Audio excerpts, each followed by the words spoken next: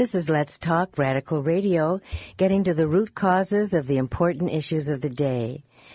This on-air community forum believes your voice matters, and we welcome all thoughts and views without judgment. Please join today's conversation by calling us at 415-663-8492 or tweet us at Let's Talk at KWMR.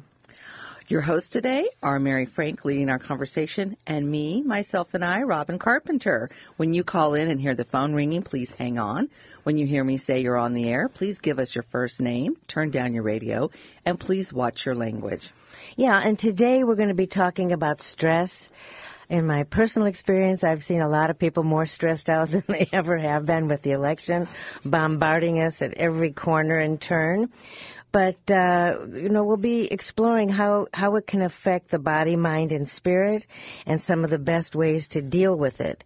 How to manage it is an increasingly significant challenge as we're now living in a time of radical transformation. And we're all designed to experience stress. Stress can be good. Like right now before the radio show, it amps you up and gets you ready to perform, or if you have to make a presentation. But unchecked stress, relentless stress, leads to illness, and sometimes very serious illness.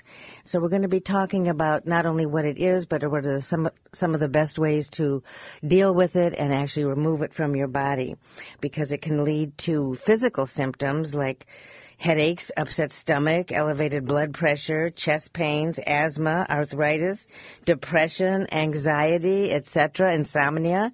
So it's good to have tools to help us deal with this, because it can have a huge impact on our health. Well, one of the things that I like to do to alleviate stress is figure out what are some of the most stressful things happening to me, and are there any ways I can chip away at those? So I'd like to share with the listeners, one of the things I find very stressful is when you don't call into the show.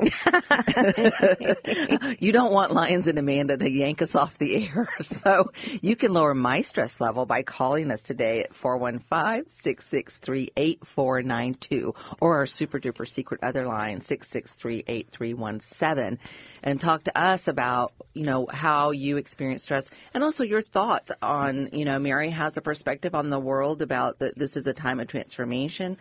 For many of us, we see it as a time of a lot of turmoil, but maybe in every day and age that it was like that, I don't know. I only know how I feel in our day and age, and that because we've had, we really have had an economic downturn since 2008, and many of us haven't really come back to where we were, and the political scene is enough to make anybody, very stressed. I mean, last night after the debate about 9 o'clock, and I usually don't go to bed till midnight or 1, I just turned to Andy and I said, just let's get 2 beers and go get in bed with a good book, and just don't even talk about what we just witnessed. And I think that, things seem to be going faster and faster as well for all of us to keep up, and that's really tough too. How do you, it's all well and good when you have money and means and time to go get that massage or go get those acupuncture treatments, but what happens when you're like I was when my son was a single mom and you're working a high-pressure 60-hour-a-week job and you're running around, and, how do you deal with stress when your circumstances don't make it very friendly to deal with stress? So we'd love to hear some of our listeners' viewpoints on what they've done in times of stress and what you think about right now, in particular, that the country as a whole is stressed. There was a very good article in Rolling Stones. I don't know, did you see it, Robin? Was why are we all living under fear, such extreme fear? Because we're living actually in the safest time we've ever been, in the most comfortable time that we've ever been in, just relatively speaking. But there's this onslaught of media attack. I feel like my mother was captured by the body of the invasion snatchers when snatchers. Invasion of the body snatchers. Invasion of the body snatchers. A great escapist movie. Well, when my father died, she started getting glued, and this is also said in the Rolling Stone article about Fox, that she started watching it, and her personality changed. She became more fearful. She became much less tolerant, much more those guys, that's us and them. Was the Rolling Stone article the one where the journalist was talking about his own father and Yes. how he had shifted? Yes, Yes, I did and read it that. reminded me of my mother. That's the comparison I was trying to make. Well, it's really interesting because with my dad, I've noticed certain conservative viewpoints that he didn't seem to have when he was younger. And I did ask him after I read that article, I said, Dad, do you mix up watching the networks or are you just watching Fox? And he goes, well, he has a neighbor that comes over and watches TV with him. He has a lady friend. And he's like, yeah, everybody pretty much wants to watch Fox. And I said, Dad, you have to mix it up. I said, I watch Fox. I mean, my friends are shocked, but I try to watch CNN, MSNBC, and Fox just to get the different viewpoints. And it's amazing. All three are trying to scare you, but about different things. Mm-hmm. But it's very interesting to, anxiety and stress and that fight or flight emotion comes when we are afraid. And the media does work so much on the fear level, kidnappings and things like that are actually, they think, percentage-wise of the population, the same it's always been, but we just didn't have it reported the way we do. Mm-hmm. So you have kids being completely, vacuum sealed in little tight environments that they can't ride their bicycles through the neighborhood because you're afraid they're going to get kidnapped. And you can't walk 3 blocks to school. Oh, the story about the parents who had their child taken away from them because it was a 10-year-old and an 8-year-old walking to the park 2 blocks from their house, and somebody reported them, and the cops picked them up, and the parents got a call that they had to come in, and they were being charged with neglect of their children. But anyway, that's kind of a little bit off topic, but it does make you fearful. As a parent, it makes you fearful, what about that? It's only 1 in a million, but what if your child is the 1 in a million?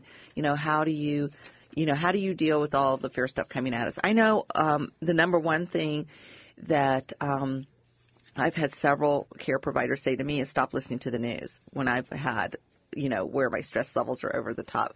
Don't listen to the news. And it was funny because during the George Bush years, as most people know, I'm pretty left wing. So I wasn't very fond of the younger George Bush. And the way Andy, because I'm not a morning person, I'm a night owl. The way Andy could get me to wake up is he would find on the radio George Bush being interviewed or talking. The sound of George Bush's voice would surge me with adrenaline. It was like having 20 cups of coffee, and it was we called it the George Bush wake up. If you needed me out of bed fast and full of energy, just let me hear his voice. So I've always been a political creature. Politics do get me riled up. So I have to watch that. So to me, part of it is looking at what is making me stressed. Because sometimes I just naturally am prone to free-floating anxiety and or depression anyway, but pretty much the things I'm stressing about, my husband's great about this. Like, let's sit down, make a list. Okay, what things can you chip away at? So that helps first and foremost that, I am actually taking action against the stressful environment. And then the other kinds of things that you can do, which are, and I think our caller should always call in too to remind me if I've told you this. You can call in and say, Robin, that's the 3rd time. We don't want to hear it again. But Andy and I had to go through a big budget thing.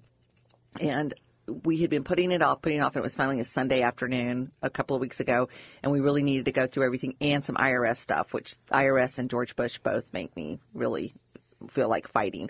But so we decided to sit outside on the deck and bring music outside and do it was about 3 hours of budget work we had to do. So we took our laptops outside, sat out in nature on the deck, and had our budget meeting, and had calm music on. And that helped the meeting immensely, just trying to think of little tricks like that.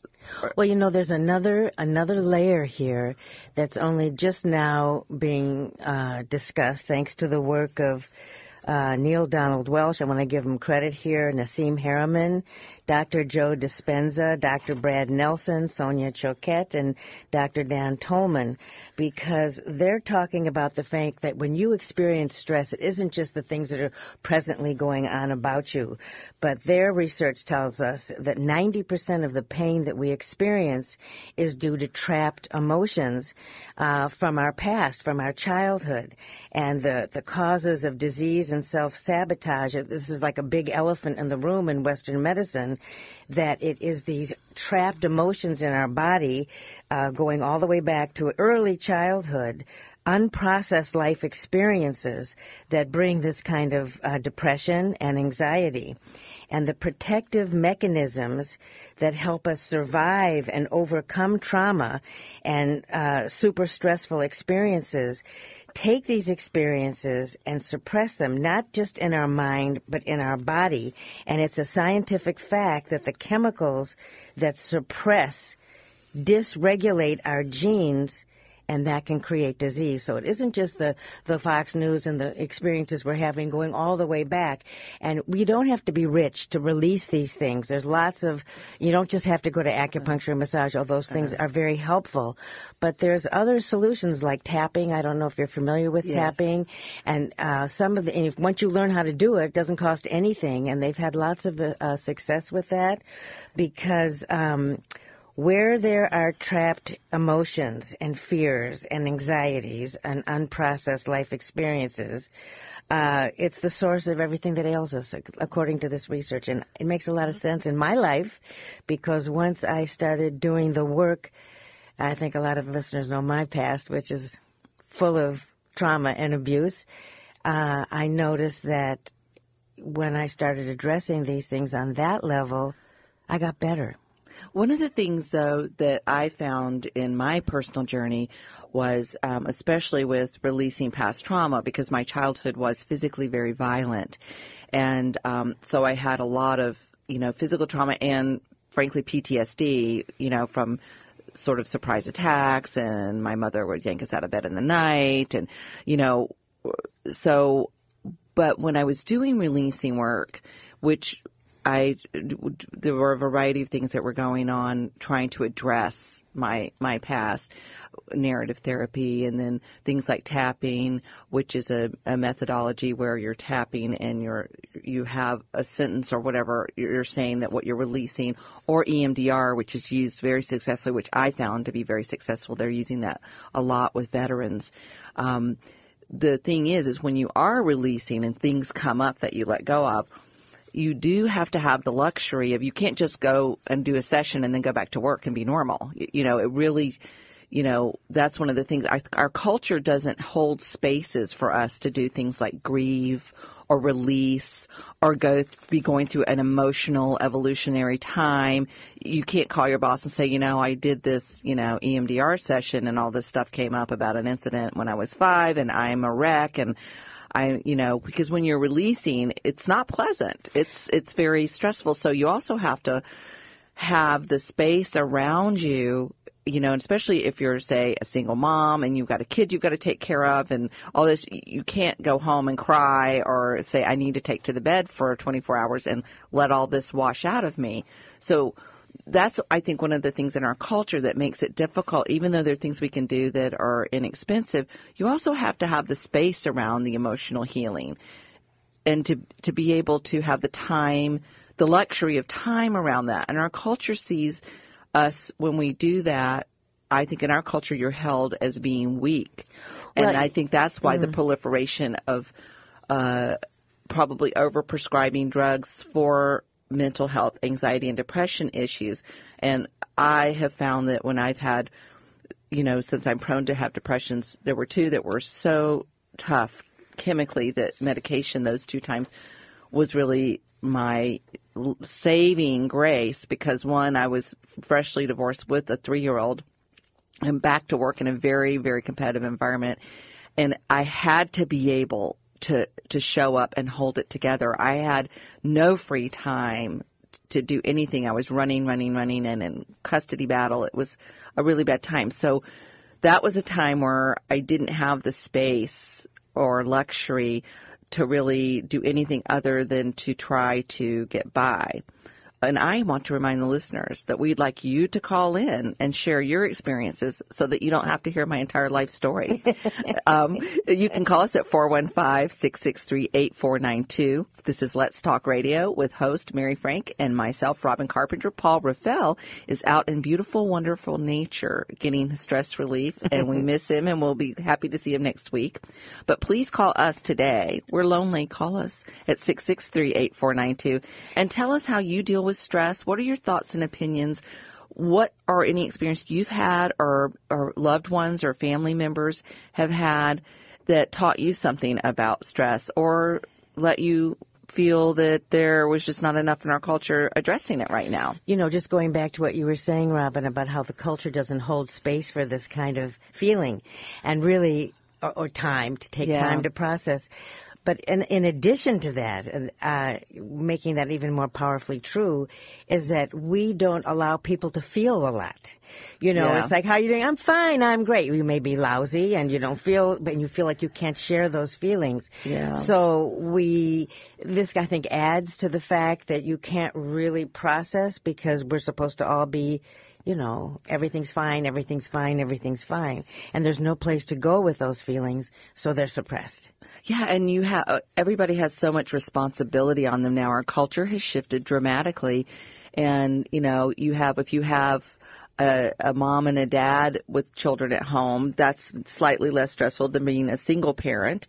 But still, the requirements of what's required of us time-wise, work-wise, it's only gotten, I think, more intense over the years, as well as, you know, salaries haven't gone up commensurate with hours worked, and, you know, we've been, you know, backsliding. So the ability to be able to pay someone to help with other things, or, you know, those kinds of abilities in a financially stressful time frame, which I think America and much of the country has been, as we've lost the middle class and others, there's been this pressure in the culture. I think that it calls for an adjustment of priorities no matter what your situation.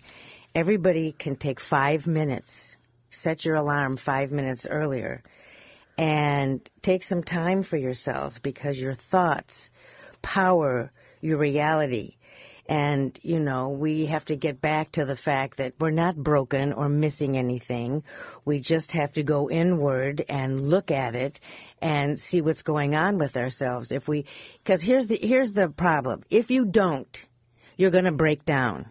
And if you think you can't miss a day of work, how would you like to miss 3 months of work? And that's what happened to me, because I kept powering through and powering through and powering through, and I got really, really, really sick. And I see that over and over and over again. So as many pressures as there are on you, if we don't address these things in some way that don't cost a lot of money, they just cost a little bit of time and effort, you're going to cut yourself off at the pass and avoid a lot of very serious problems. Well, you know, I wish I had. Speaking of having a serious illness be the thing that sort of stops you in your tracks, I remember talking to one of the moms in my son Luis's elementary school got cancer, and she told me, we were having tea, and she said, you know, when the doctor said you have cancer, I felt relieved. I was so relieved, because finally it meant I would be allowed to stop the running and the stress and the whatever. And so sad. That having cancer, and she told me later in different cancer support groups, she heard the same thing over and over from women who, you know, have careers, raising kids, and the cancer meant, because no one says, so what, you have cancer, get out of bed and come to work. You know, we're not allowed to say, you know, I'm really going through something right now and I need to take a little time off. So, you know, that's an interesting thing. Andy, my husband, was reading me a study the other day. He's been looking into companies that are doing these shortened work hours, and I can't remember the name of the company. It was somewhere out west here. And they changed their 40-hour work week to where everybody works from 8 until 1 every day. So it's 5 hours. So it's a 5-hour day, and then that's it, and you're done for the day. And then you get to live. And their productivity went up by 22%. 22%. Sick days went down. And it's like this whole thing, too. Why do we have to have a 40-hour work week? Why do we, you know, I believe was it Sweden or Finland in the schools where they only go to school, the kids go to school like 4 hours a day. The less school meant that the kids were actually doing better academically and learning in other ways, and they were mentally healthier. So a restructure of our cultural expectations Yeah, would be really helpful. Right. And I'm thinking about the woman who said, thank God I have cancer because now I can take some time for myself, which is tragic in every sense of the word, but very true. But, it's like if you are struck by an illness or a serious illness or an injury, that can be a portal. And I know that was your experience, Robin, and that was my experience too. Because if you take that as an opportunity to go down through the layers of these emotions, underneath is your true nature that you've been hiding from or running from or too busy to take a look at. These breaks, whether synthetic or real, allow us an opportunity to look deeper to our true nature. Because really what's happening with our modern culture is we're not getting to know ourselves on that deep level. Well, when you basically come out of the womb running, it's we don't even, even childhood now is so proscribed. Oh my and God. So, the lessons and the this and the schedule and that and the, it's really, it's stressful as well. Mm-hmm. I can remember my son saying, why do we have to do errands after school? I'm in school and then I'm in after school and then we have to go to the store and then we have to do this.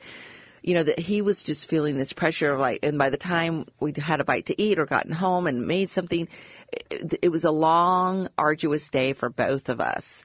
And that's when I started to do little things where I would keep an ice chest in my car. So at my lunch break or if I was running by a grocery store, I'd pick up our groceries in. I would try to take more out of his schedule of his life. And at the school he was at, fortunately, the parent input was very valued. And we really asked that after school be completely about playing and creativity.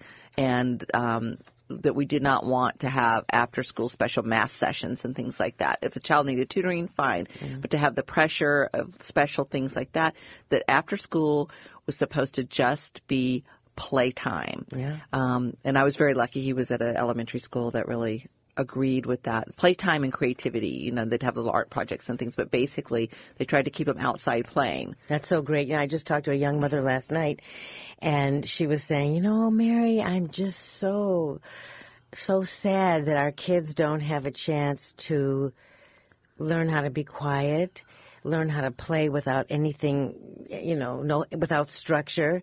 And she said, these kids coming up now really don't have that. And no. your son was very lucky because you had him in such a great school. But for most people, they don't have that opportunity unless they very consciously put that in place. You're fighting somewhere. the culture as a parent when you do that because my ex-husband, of course, you don't usually get divorced if you do things the same way and you really get along well. So parenting was not something that we agreed on.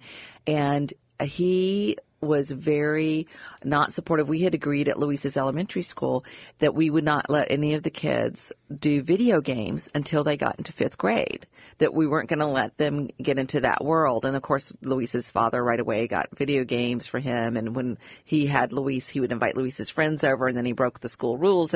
But it was an interesting thing because other friends of mine that their children weren't going to the school and didn't hold the same thing, when Louise would say to them, oh, we don't have video games in my house, the kids wouldn't want to come play at our house.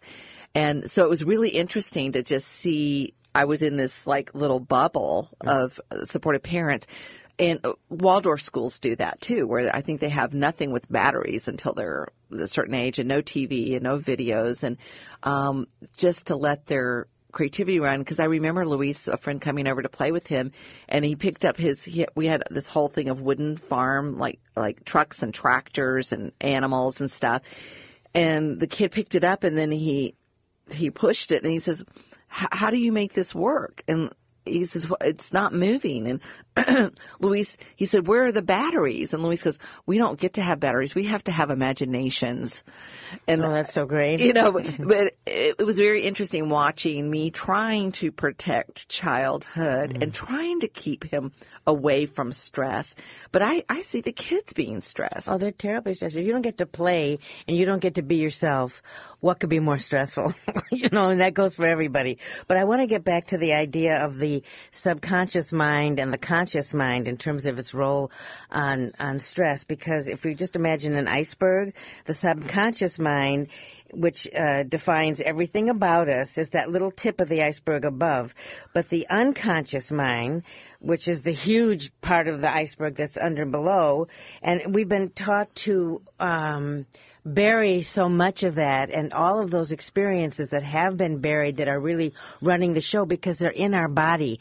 And if you have in your body all that record of stress and trauma, the body is functioning in a way that's living in the past because this is a big contributor of stress, you are operating from all of your past stresses stored in your body. And only now, and well, at least in the very recent past, have these new discoveries come forth about how important it is to release these injuries that are stored in our body and in our unconsciousness so that we can get to the deeper meanings of living a good life. You think birds are worried about it? You think any other animal in nature carries that? They don't, not in the same way. I mean, the other issue when you talk about that, and we don't want to assume our listeners believe everything we believe either, but when you talk about, memories or trauma, the whole study of epigenetics and trauma then moving down through the generations, and they did some amazing studies on people who, like one village in, I think, Eastern Europe that had gone through a period of starvation and then looked at the children and the grandchildren and also Holocaust survivors, and to see that certain genes get turned on during periods of trauma, physically and mentally. And then that passes down the generations that those genes were turned on, because that's our way of saying, hey, make these genes be on because you're coming into a stressful time or you're coming to a dangerous time. But I also think that another thing to me that adds great stress that to me is always under the surface is that our habitat on the planet, being human friendly, is quickly degrading for humans. And I think we know that. I mean, the fact in the 3 presidential debates, climate change wasn't even mentioned. Wasn't even mentioned. And I think for many of us, especially those of us who spend time in nature or who are blessed to do that and to see the shifts and changes, which I did in my trip back home. Places I fished are gone. The fish are gone in other places. That things are shifting and changing on the planet, and we see that and we sense that.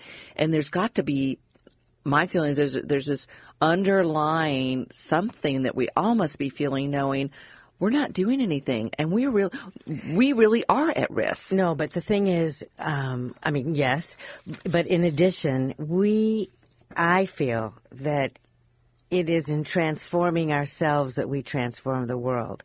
And if we allow ourselves to be overcome by all of the negative things that are around us, and God knows they're everywhere, we have to dig a little deeper, because we need to lose what needs to be lost in order to find what needs to be found. And personal transformation, it's like you can't control how, icky things that happen, but you have total control how you react to them. And I think the more we can focus on that, the more we can move ourselves forward and the planet forward. But I want to ask our listeners to please call. Call us at 415-663-8492. We'd love to hear your feelings on stress, how you deal with it, and what you do. It worked. There we go. There's a caller. Okay. Thanks for calling in. All right. Let's see here. I've got a caller. Oops. Have I got this? There you go. Who's this? Yeah, hi. This is Corrine. I was just listening to what you were saying about this. It's not what happened to you, but it's how you deal with it. And I'm a very strong supporter of that. That I think there's a lot of excuses out there. People don't really take self-responsibility for what goes on. I agree. And I grew up in Denmark, and as a child, I was thinking about, we have responsibility, and I think a lot of what goes on today that people have, they don't want to have responsibility, and it's like that self-responsibility, it's always somebody else's fault. And And I really have a hard time with that one. Mm-hmm. And I think United States, unfortunately, at this point, there's a lot about, it's not my fault, it's not my fault, it's somebody else's fault. Corrine, that's a great point to think about, because I watched parents when my son was growing up here in the States. I called it, and not to offend anyone, California parenting, which was this, anything that went wrong, the parents would actually collude with the child and say, oh, well, that teacher's not good. It's not about you. Right. And I would be, oh, my God, even if the teacher isn't good, don't tell the child that. Exactly. Tell the child, well, I'm concerned, I'll talk to the teacher. Right. But I saw them always excusing for the kids and enabling the kids to do the same thing. Yeah. No, I just, my son was killed 2 years ago, and a terrible accident in San Francisco. And the guy that did it, the police report says yes, he did it. He acknowledged he did it, and now, of course, he's saying he didn't do it. And it's like one thing that my son was. I think about him a lot was that he always said, Mom, take self-responsibility, be responsible, and he actually taught me a lot of that. And I think we can all, I do it a lot in his memory, but I think we can all just be responsible for your own stuff. Don't keep blaming, blame. It's so easy to do that, and it's so toxic, I think. Corrine, one of the things that I've noticed, especially because I'm really lucky to get to spend time with a lot of the kids of the farmers and ranchers out here, and watching the kids that are growing up on farms and ranchers, or they're in 4-H or Future Farmers of America, these kids get responsibility. Like, you have 5-year-olds raising rabbits, and they have to take care of them, and if it lives or if it dies, it's up to them. And I see in those kids are so different to me than kids I see of friends of mine, raising them in the city or raising them in the traditional, I would say, the rest of Marin kind of way, that these kids seem so different to me and so capable, and they have strong self-esteem because it comes from, they have responsibilities, and it makes them feel good that they deliver on them. Absolutely. Absolutely. I couldn't agree with you more. It's just, I have grandkids, and I see them, they're so involved with their computers and their games and this, and it's like, go out and play, be out in nature, get out there. And I was very fortunate growing up in Denmark, and we had a home in the country, so I was like in the country a lot, and I actually prefer to be there. But, we just went out. We would go out and we would play all day. We would be gone all day, We would, too. They would, the front door would open, everybody out. Mm-hmm. Come back with a street And we knew about middle of the day there would be sandwiches on the kitchen counter if we wanted them. But we were expected to be outside all day. Yeah. No, yeah, me too. So, and again... And they wouldn't know where we were. We'd be running in the ravines. Yeah. No one would know where we were either. Right. And again, freedom. We learned responsibility because it's like, what else? And you have to take care of each other, because I know in my neighborhood we sort of ran like a pack, and there was this huge open area and big gullies behind where we lived, and frequently somebody would fall or get hurt, and we'd have to drag them back and make sure they were okay and watch out for each other. Absolutely.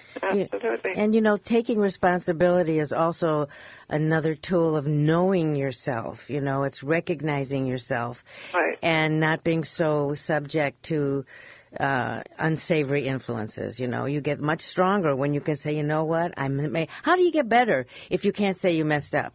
Exactly. You don't. Exactly. If it's the this or that or this or that, you don't get better. Yeah. No, I agree, and I think unfortunately that way too many people they just take a pill, Yeah. And that whole pill thing is, some people definitely need it. I have a few friends that definitely, it helps them, but in so many cases it's just like, take a pill, do this, do that, don't look at what's the root, like you said earlier in your show, the root cause of the trauma, because I think all of us have our own trauma, and all of us have our own sad stories, and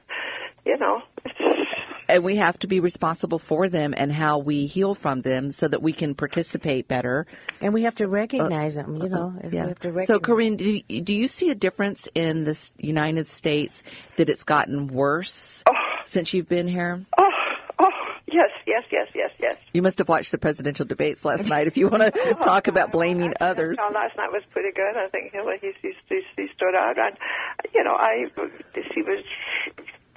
I think as a woman, she stood up, and I think this whole thing of the putting down of the female, which is what I feel like Mr. Trump is doing a lot about putting down the female, and I think she did a great job. You know, I wish there was a third party, but, you know, there isn't. So, yeah. You know, but it is interesting to hear that we have a presidential candidate that's saying, you know, that everything is rigged or everything is, you know, once again, walking away from I have had to say, well, I've had failures, right. You know, and I've had and even Hillary Clinton has been hard pressed to apologize about things, you know, like, and I wonder, is it partly our culture punishes us for being honest and apologizing, or is it we've just slipped into this over time? Maybe we get punished for, you know, who knows? I mean, I know well, many years ago, somebody said to me, about me, they said, well, Kareem will tell you the truth whether you want to hear it or not. You know? That's a compliment. That's a big compliment, Kareem. You know, and also, you know, your friends will understand, and really the rest doesn't matter. You know, if you can't be honest with your friends, then, you know, what do you have? You have nothing. Well, you always have such great insights for us. So we're going to put out the offer. Come and guest host with us someday. Okay. Thanks to you so much for calling us, Corinne. Thank you. Yeah, thank you so much. Bye. So you have been listening to KWMR Community Radio for West Marin, 90.5 in Point Reyes Station, 89.9 in Bolinas, 92.3 in the San Geronimo Valley, and we're also streaming live on kwmr.org. And we'd like to thank some of our wonderful underwriters. Programming on KWMR is brought to you by the Bolinas Hearsay News, serving the Bolinas community since 1974. Information at 415-868-0138 during office and publishing hours, 9 a.m. to noon on Mondays, Wednesdays, and Fridays. The Bolinas Hearsay News is available at most downtown Bolinas businesses. We would also like to thank, I'll know when I get to the page. We want to thank Ken's Carpets and Flooring. KWMR is supported by Ken's Carpets and Flooring. Family-owned and operated Ken's Carpets has been supplying Marin County with natural wool carpet and hardwood since 2002. Ken's Carpets and Flooring is located at 1914 4th Street on the Miracle Mile in San Rafael and online at kenscarpets.com. And we are talking stress today, and we're asking questions about how do you deal with stress? What do you think are some of the causes of stress in our culture? Call in, and when you hear me say you're on the air, give us your first name, turn down your radio, and please watch your language. And, you know, I just want to go back, examine the fact that this culture has taught us to resist things that don't feel good. And instead of feeling the things that don't feel good, we repress them or we blame or we whatever. And I just think that the state of, for example, the debate last night, I don't want to bring too many politics in, but I think it's a perfect example of that. You know, when you can't feel what's really going on, all kinds of illusion and dishonesty gets magnified in the culture, as opposed to when you dig deep into your own truth, it allows you to see other truth, bigger truths. And the other advantage of that is solutions come. A stressed mind is a non-creative mind. And so many of the situations that exist in our culture and in our environment, all around us in our personal lives, if you don't have that moment or that space to feel and explore, you will get buried.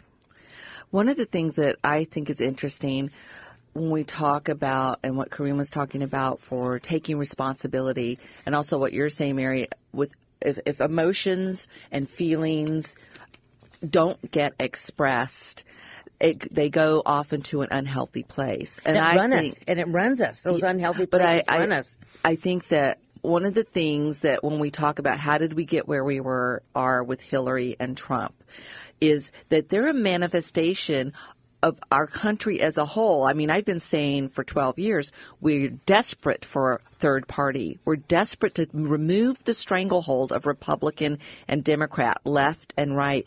We're desperate. And what happened was that those feelings, everyone was feeling that, but we were being pushed down by the system, not allowing those feelings to have anywhere to go.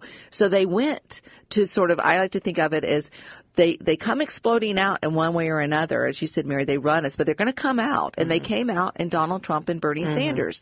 The people that wanted Donald Trump and Bernie Sanders both wanted change, couldn't stand it anymore, about to explode from all of it. And Bernie, this is just my personal view, Bernie represented that in a more light, enlightened way. Of this feeling of like, we can't take it like this anymore. It's all wrong.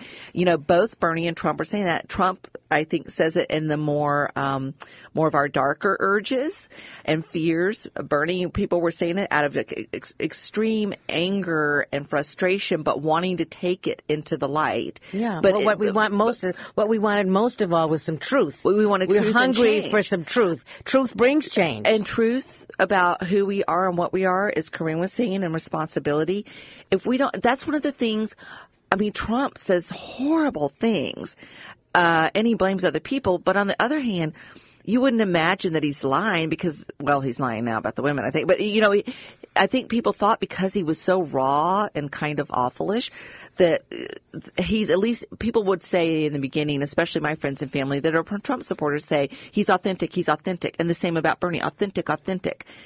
And we're dying for that. We're dying for truth. And so what happened was it got squirted out in two ways of in a way, I think it's a good sign. It's all this stuff is coming up. We want authenticity. And sadly, us leftists, our own party smashed down the authentic voice.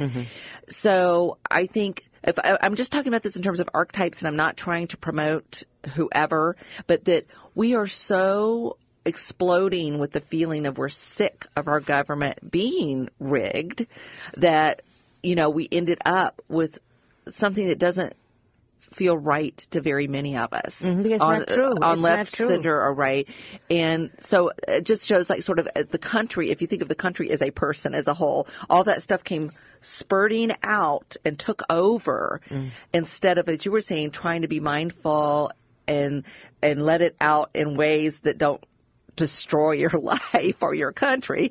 But, there's always got to be that Kali dark goddess destruction energy to have new things. But that's not a false thing. That's a true thing. That's part of life. So, there's a place for it. With if you look at, how do I say this? We are so hungry for authenticity, Robin, like you say, and light. And there's a reason for that in a very personal level. We're hungry for our own truths and our own light. And I think it's very interesting that the physicists now have come up with the proof that the ancient wisdom keepers have always known, and that's that we are light. And we're living in a culture that has so forgotten that, or like so many aspects of the culture have. But I'm going back again. If we do the work in a personal way, if we continue to do the work, it's like the 100th monkey. These things can change things. And as horrendous as things are now, I go back to what I said on many shows, is that you can't heal from lies. You can only heal from the truth. And what we're seeing now is a whole bunch of gorgeous lies, and we're also seeing some pretty ugly truths. But to me, it's good, because if everything gets out there, you can start to heal. You can't heal when it's hidden. I just want to remind the listeners that you're listening to KWMR's weekly Let's Talk Call-In show with co-host Mary Frank and me, Robin Carpenter. And it looks like we have a caller. Caller, you're on the air. What's your name? Hello? Caller, you're on the air. What's your name? Okay, now I can. What's your name? My name's Kate. Hi, Kate. Hi. I'm actually on my way to work, but I was listening to you, and I just love everything you're talking about, and I wanted to contribute just one thought. Okay. When you were talking about the hunger of so many people for change, I wanted to add that I, too, had such a hunger, but it really was for Hillary and for the change of having a woman president. Mm-hmm. And, that's interesting because we don't hear a lot of that. It's a lot of us going, okay, well, we'll vote for Hillary because we really wanted Bernie. But that there are people that Hillary's resonated maybe for you for years. Well, getting her in there totally resonates for me. Yeah. Because you feel like having the female energy in a woman there is important. Yes, I do. Somebody that has a feminist consciousness. I mean, I would have to add that, which I think she has. Yeah, and her track record with women and children is pretty damn good. Yes. You can say damn. Yeah, it just cracks me up when she's always told, you're the same. And I love that one moment when she looked at whoever it was saying it and said, there is one big difference here. We've never had a woman. That's right. That's an interesting point. I really appreciate you bringing that up because I'm someone who has some doubts about it, but that's one area I don't have any doubts about her being a feminist. It's one area that I totally trust her, that she will stand up for feminist her track record is very, very strong in that way. She has done incredible work for kids and Kate, for women. How did you feel when everything was going on with the Bernie versus Hillary? How did that feel to you? Did you feel throughout that very still staunchly supportive of we need a woman in the White House? We need a feminist woman in the White House, and it is just so damn hard to get it done in this country. I think it's still really, really a tough thing. I think people don't like her a lot because of her feminism, but it gets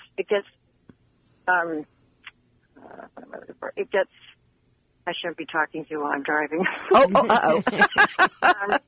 Something happens, and I think it's really hard to elect a woman in the United States. It's just been done in so many parts of the world. Like, I don't know the number, but something like 35. And often these are women whose husbands were presidents or leaders, as was hers. But we haven't seen her as a president. So what we don't know is what will she really do with her call for the kinds of humanitarian and feminist, things that she so stands for. How will having that power, what would she be like? That's really a great thought, too, because I think what you're saying is having that energy and having a feminist in the White House standing up for women, that is going to be very healing for us as a country.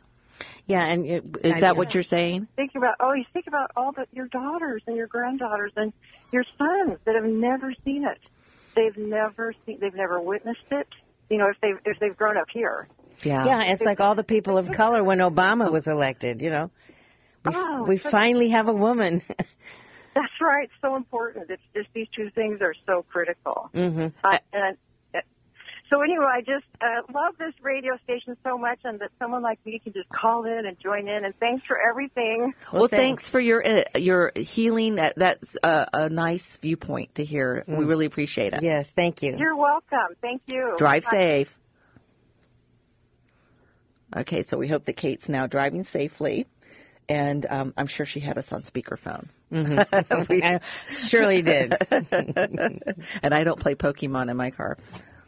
Yeah, right.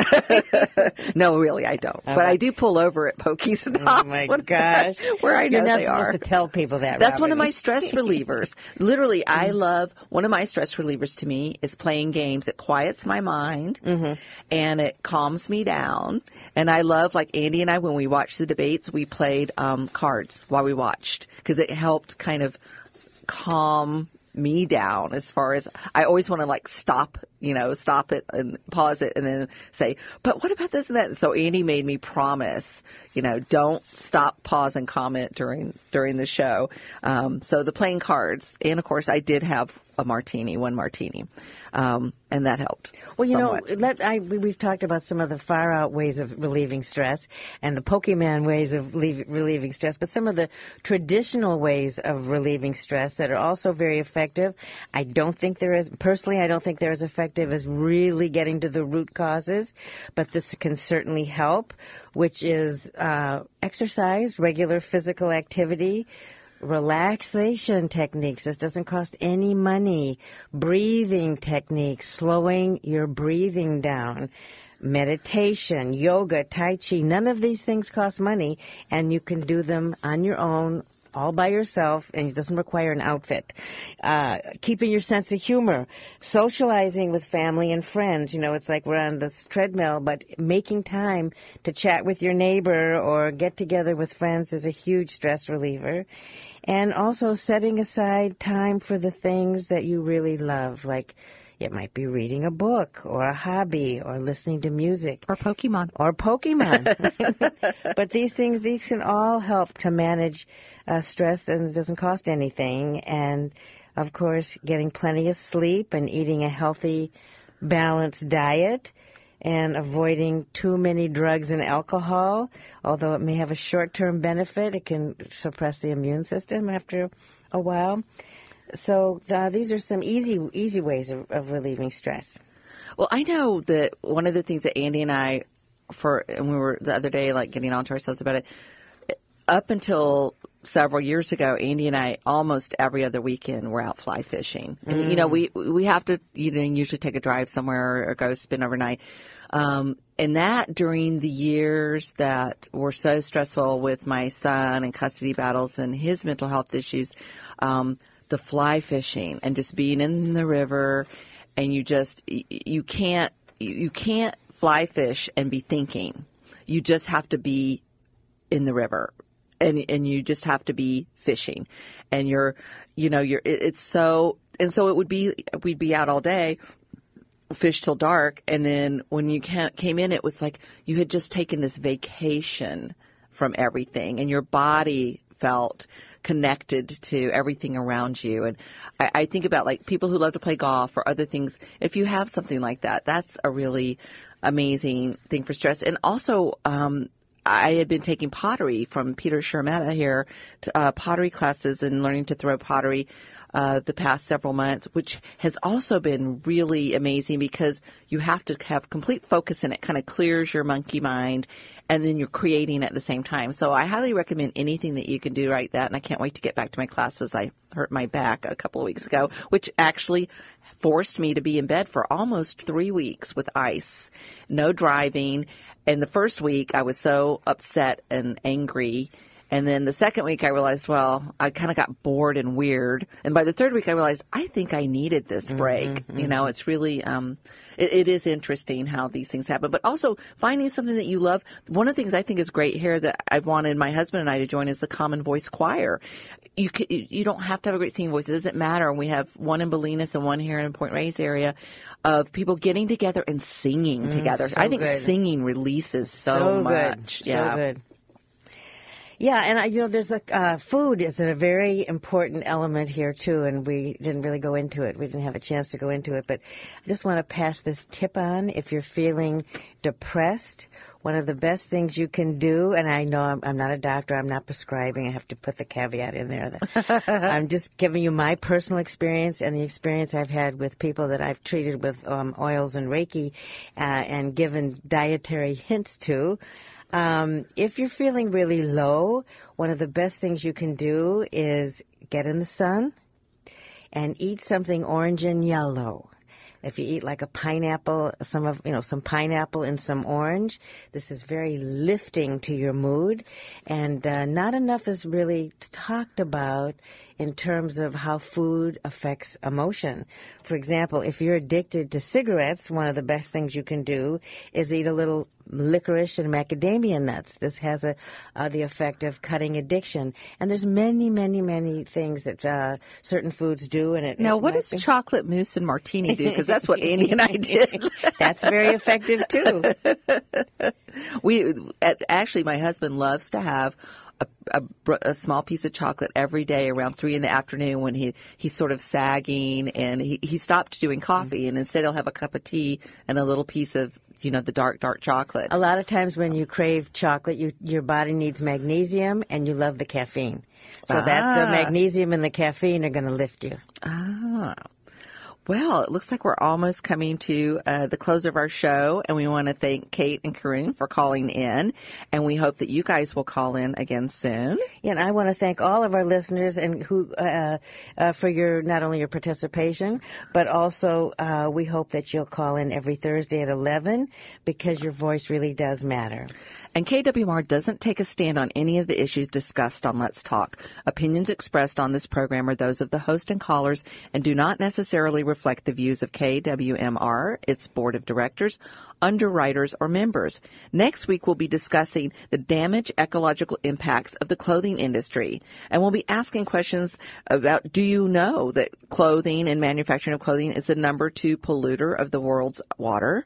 We want to talk about that and ways to have better clothing. We hope you'll tune in and join another lively discussion. This has been Let's Talk on KWMR with your host, Mary Frank and Robin Carpenter Day. Paul Raffel is on vacation, but will be back with us next week.